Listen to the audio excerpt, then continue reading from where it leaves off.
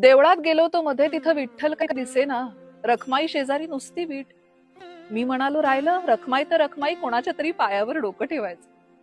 पायावर ठेवलेलं डोकं काढून घेतलं, पुढं मागं आपल्यालाच लागेल म्हणून. आणि जाता जाता सहज रखमाईला म्हणालो, विठू कुठे गेला, दिसत नाही. रखमाई म्हणाली, कुठं गेला म्हणजे, उभा नाही का माझ्या उजव्या अंगाला. मी पुन्हा एकदा पाहिलं खात्री करून घ्यायला आणि म्हणालो, नाही तिथं कोणी नाही. तर म्हणते, नाकासमोर बघण्यात जन्म गेला, बाजूचं मला जरा कमीच दिसत. दगडासारखी झाली मान, अगदी धरली बघ, इकडची तिकडं जरा होत नाही. कधी येतो कधी जातो, कुठं जातो काय करतो मला काही ठाऊक नाही. खांद्याला खांदा भिडवून नेहमी बाजूला असेल विठू, म्हणून मी पण बावळट उभी राहिले. आषाढी कार्तिकीला इतके लोक येतात नेहमी, मला कधीच कसं कोणी सांगितलं नाही. आज एकदमच मला भेटायला धावून आलं.